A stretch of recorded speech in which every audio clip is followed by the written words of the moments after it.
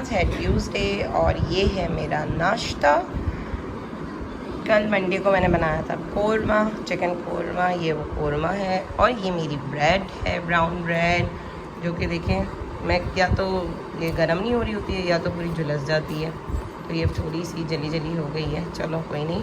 और ये रही मेरी चाय और एक ही ब्रेड के साथ मैं कोरमा भी खाऊंगी और ये पीनट बटर जैम भी खाऊंगी। थोड़ा थोड़ा सा खाती हूँ एंड में मुझे थोड़ा सा कुछ मीठा ज़रूर चाहिए होता है, तो मैं अपनी छोटा सा टुकड़ा अपनी ब्रेड का छोड़ देती हूँ। उस पर मैं पीनट बटर और जैम लगा के चाय के साथ ज़रूर खाती हूँ। और मुझे सालन भी ज़रूर चाहिए होता है अपने ब्रेकफास्ट में। और ये रहे इब्राहिम साहब जो कि आज स्कूल नहीं गए हैं। कल शाम को इब्राहिम की कटिंग करवाई, आगे इसने शावर लिया, क्योंकि कटिंग के बाद तो आपको पता है शावर की नीड ज़रूर होती है। तो जो फिर उससे पता नहीं क्या हुआ, शायद है अभी गीज़र तो सारी बातें ऑन नहीं है, तो इसे थोड़ा सा पानी शायद ठंडा लग गया और उसकी वजह से, नहाने की वजह से इसको शायद थोड़ी सी ठंड लग गई, जबकि बहुत गर्मी है। सो यकीन तो नहीं आता कि इसे ठंड लगी होगी, लेकिन ये रात जब सोया है तो उसको आधी रात को ना फीवर हो गया, तो फिर हमने दवाई दी इसे और थोड़ा सा जो है तबीयत इसकी सही नहीं चल रही है। फ्राइडे को भी हम इसे डॉक्टर के पास ले गए थे, उन्होंने कहा नॉर्मल सा जो है वायरल है और एंटी एलर्जी वगैरह से सही हो जाएगा, एंटीबायोटिक देने की ज़रूरत नहीं है। तो इसीलिए हम वो ही दे रहे थे, थोड़ी तबीयत भी ठीक हो गई थी। लेकिन अब कल से साहब की तबीयत बहुत नासाज है, जबकि स्कूल के भी बहुत ही जाना ज़रूरी है और इसकी छुट्टियाँ हो रही हैं क्योंकि लास्ट डे चल रहे हैं सेशन के, तो रिवीजन हो रहा है स्कूलों में और ये जा नहीं पा रहा है। तो बस इंशाल्लाह अल्लाह खैर करे, जल्दी से ठीक हो जाए।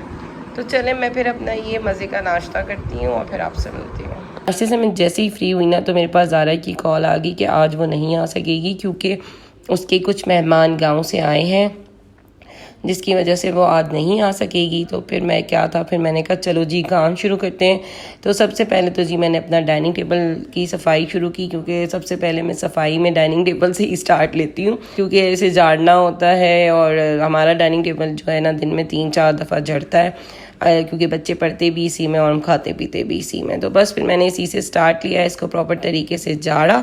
ज़ारा की ये बात अच्छी है कि वो जब भी उसे छुट्टी करनी होती है या तो मुझे वो 1-2 दिन पहले बता देती है, और या तो फिर कॉल करके जो है पहले ही टाइम में, जैसे 10 बजे तक ही ना, 10 साढ़े 10 बजे तक ही ना, सुबह में ही मुझे बता देती है कि भाई मैं आज नहीं आऊँगी। और वैसे भी उसने मुझे कल भी बताया हुआ था कि मेरे मेहमान आने हैं बाजी, अगर वो आ गए तो मैं छुट्टी कर लूँगी और अगर नहीं आए तो मैं इंशाल्लाह ताला आ जाऊँगी। तो इसलिए मेरे माइंड में थोड़ा सा था, तो मैंने तो अपने जो रूम्स वगैरह है ना वो सुबह में ही ना थोड़ा समेट दिए थे कि भाई शायद ज़ारा ना आए, तो इसीलिए अभी मुझे ज़्यादा इतनी परेशानी नहीं थी। अभी जो मुझे असल काम था वो किचन का था। डाइनिंग टेबल से फ्री होके फिर मैं किचन में चली गई। इब्राहिम साहब को भी जो है आज मैंने ज़रा फ़ोन यूज़ करने से मना किया हुआ है कि उसके थोड़ा थोड़ा मुझे लग रहा है कि उसकी आंखों में ना लालियाँ आ रही है और दर्द लग रहा है, तो वो जो है यहाँ पे बैठ के कलरिंग कर रहा था और मैं जो है किचन में गई। किचन में जो है आज मैंने रात में बर्तन जो धोए थे वो मैंने समेटे नहीं थे, तो सबसे पहला काम मेरा किचन में जब मैं काम करना स्टार्ट करती हूँ तो सबसे पहला काम मेरा यही होता है कि मैं अपने सारे जो रात के धुले हुए बर्तन होते हैं वो समेटती हूँ और उनको अपनी अपनी मंजिल मकसूद पे पहुंचाती हूँ, और अभी मैं यहाँ पे वही कर रही हूँ। अच्छा, बर्तनों और कपड़ों के साथ ये मसला होता है कि इन्हें धोने के बाद इनका काम ख़त्म नहीं होता है, उसके बाद इसे इन सबको आपको समेटना होता है। बर्तनों का भी ये होता है आप धो के रखें फिर इन्हें समेटें, कपड़ों का भी यही होता है आप धोएं और फिर उसका समेटने का भी उसका एक काम ही होता है। और मुझे तो अपने ये काम खुद करने की आदत है, ये काम ज़्यादा होती भी है तो मैं खुद ही करती हूँ, बर्तन समेटती भी मैं खुद ही हूँ और उन्हें अपनी जगहों पर भी खुद ही रखती हूँ, क्योंकि फिर मुझे मसला होता है, मुझे पता होना चाहिए कि कौन सा बर्तन कहाँ रखा हुआ है। जब मैं किचन में काम कर रही होती हूँ ना, तो फिर अगर मुझे पता ना हो कौन सा बर्तन कहाँ रखा है तो मुझे बड़ी उलझन होती है। और कपड़ों में भी कुछ ऐसा ही है कि मैं कपड़े भी अलमारी में खुद ही सेट करती हूँ, कभी भी मैंने किसी हेल्पर से नहीं करवाए। तो बस फिर अब मेरी कोशिश है कि मैं जल्दी जल्दी सारे काम टाइम पे कर लूँ, क्योंकि सारे काम आज मुझे खुद ही करने हैं, तो इसीलिए मैं इधर से उधर हो रही हूँ। और ये इब्राहिम साहब को देखें कि ये ड्राइंग करते हुए कैसे कैसे मज़े मज़े के मुँह बना रहा है। फ़ोन यूज़ करने से बच्चे बिल्कुल भी बोर नहीं होते, लेकिन ड्राइंग से बच्चे थोड़ी सी ड्राइंग दे दो फ़ौरन ही बोर हो जाते हैं। तो इसने थोड़ी सी ड्राइंग की और फिर मुझे आके कह रहा है कि मैं अब जो हूँ इस ड्राइंग से बोर हो रहा हूँ, मुझे कुछ और करना है, आप कुछ मेरे साथ आए, मेरे साथ प्ले करें। मैंने कहा चलो प्ले तो नहीं करते, आपके जो है एग्ज़ाम्स करीब हैं, आप अपना जो है कुछ पढ़ने के लिए बैठ जाओ। तो इससे मैंने कुछ स्पेलिंग्स वगैरह याद करवानी थी, तो फिर मैंने इसे वो पकड़ा दी और मैंने कहा ये बैठ के याद करो अब तुम।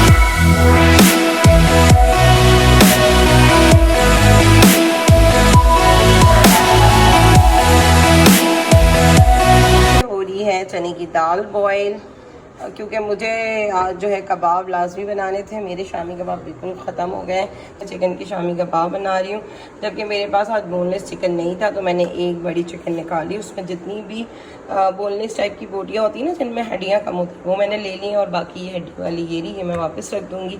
इससे कुछ किसी दिन सालन वालन बना लूँगी। तो ये वाली जो है मैंने चिकन निकाल ली है।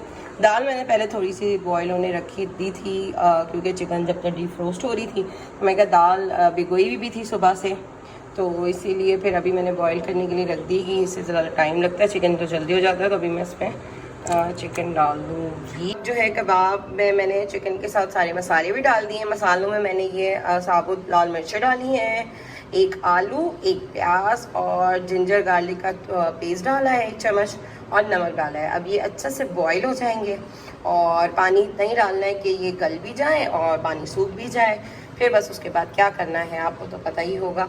मैं तो कोई ग्राइंडर, कोई सिल विल कुछ नहीं, मैं इतना चिकन को गला लेती हूँ और इतना दाल को गला लेती हूँ कि मैं इसी में इसको, जो पतीली में ही है ना, डोई जो होता है ना, डोई कहते हैं शायद, लकड़ी का जो चम्मच होता है, मैं उसी से इसी में इसको इतना गला के और सुखा के मैश कर देती हूँ कि वो कबाब टाइप बन जाता है। कोई मैं इसे जो लोग चॉपर वगैरह में करते हैं वो कुछ नहीं करती, क्योंकि इससे बिल्कुल कबाब ऐसे हो जाते हैं जैसे कोई हम पाउडर खा रहे हैं, तो वो हमें तो बिल्कुल पसंद नहीं है। तो कोई लंगरी शंगरी में भी कुछ नहीं, बस इसी में मैं डोई के साथ इसको करके आपको दिखाऊंगी इंशाल्लाह। जो है हमने कबाब के साथ यहाँ पे जो है हमने दाल रख दी है।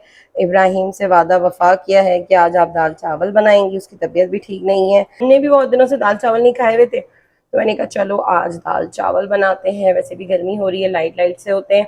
ये मैं रेड दाल बनाती हूँ और इसमें कुछ भी नहीं डलता है। इस तरह रेड दाल धो के पानी और लाल मिर्चें, हल्दी, नमक, 1 चिकन क्यूब, 1 चम्मच अदरक लहसुन का पेस्ट और 1 टमाटर, बस ये चीज़ें डाल के हम जो है इसे पकने के लिए रख देते हैं।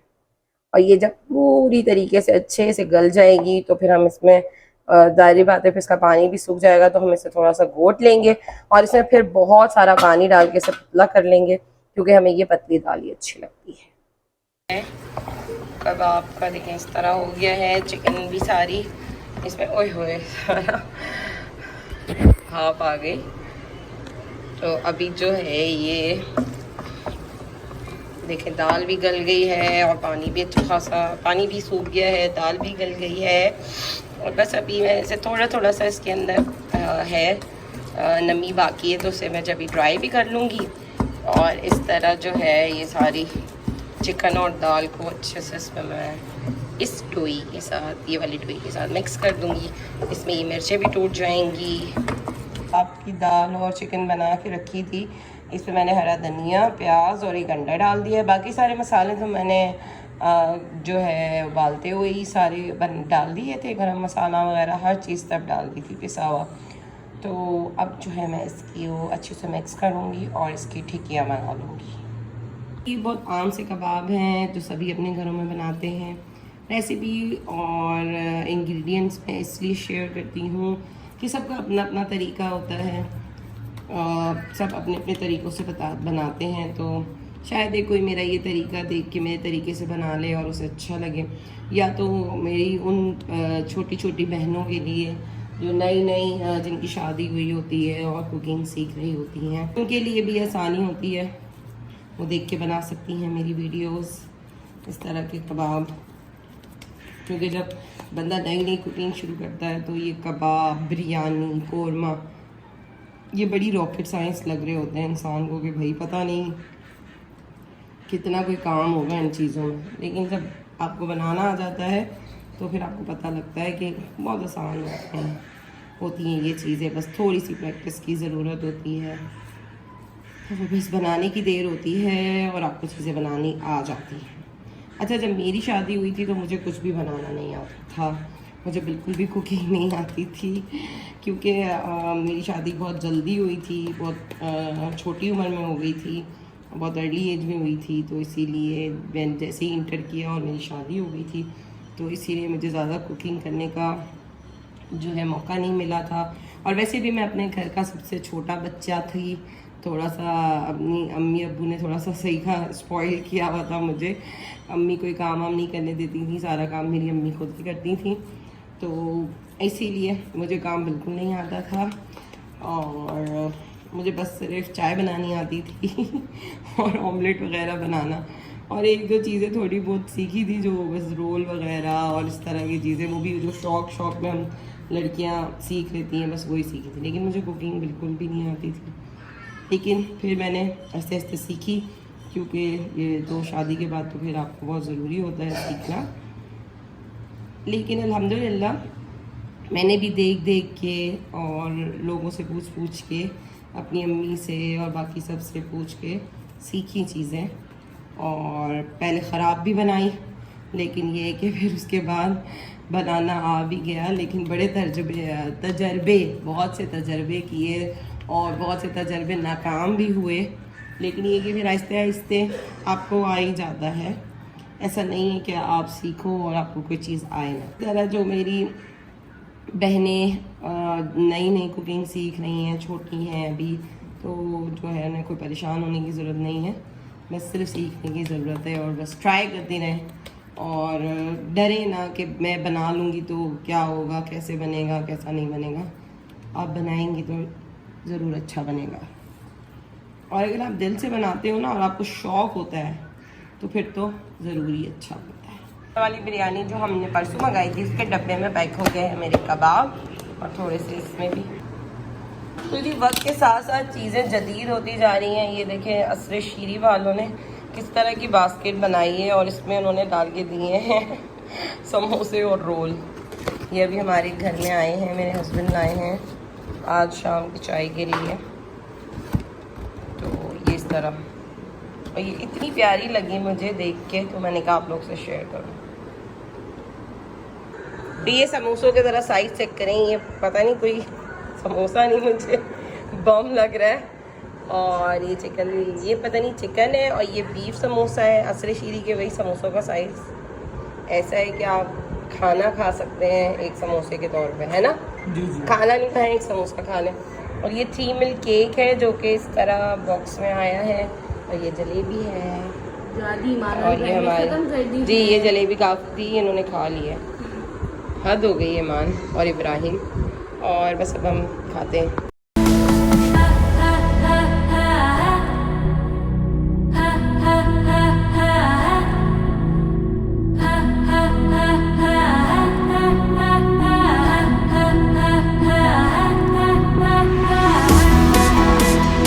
शाम में चाय वगैरह से फ्री होकर फिर हम इब्राहिम को हॉस्पिटल ले गए। जब हम हॉस्पिटल ले गए तो पता चला कि जो इब्राहिम के जो डॉक्टर हैं स्पेशलिस्ट, वो जो है आज वक्त से पहले ही जा चुके हैं, कि आप लोग को तो पता है। लेकिन इब्राहिम की तबीयत कुछ अच्छी नहीं थी, तो फिर हम इब्राहिम को एमरजेंसी में ले गए। तो एमरजेंसी में ले गए तो वहाँ डॉक्टर ने देखा तो उन्होंने कहा गले, चेस्ट वगैरह सब क्लियर है, बस इसको आई इन्फेक्शन हुआ है।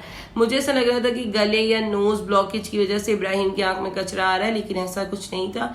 ये उसको आई इन्फेक्शन हुआ है, तो उन्होंने उसके ड्रॉप्स वगैरह दिए और कहा जो फीवर भी रात में आता है तो वो भी वायरल ही हो सकता है। फिर उसके बाद हम बस घर आ गए। तो हमें एक और खुशखबरी सुनने को मिली कि अजान का CIA का पेपर भी कैंसिल हो गया है। अजान बड़ा अपसेट हो गया, अच्छी खासी उसकी जो है तैयारी थी और एक स्केड्यूल बना हुआ था, तो रीस्केड्यूल जब पेपर हो जाता है तो फिर उसे एक तो पेपर्स और लंबे हो जाते हैं। वैसे ही अजान के 8 जून तक पेपर चलने हैं, तो वो कह रहा था अम्मा मेरे और जो है इतने ज़्यादा लंबे टाइम के लिए पेपर्स चले जाएंगे। अब देखो रीस्केड्यूल कब होता है पेपर। चलो जो होता है अच्छे के लिए होता है, इसमें भी अल्लाह ताला की कोई ना कोई मसलहत होगी। तो बस फिर उसके बाद जो है बच्चे जो है खुश हो गए। अजान भी थोड़ा सा पढ़ाई से थोड़ी सी उसने ब्रेक ले ली बहन भाइयों के साथ बैठ के, और हमारे साथ बातें करने लग गया कि कल का उसको गैप मिल गया है।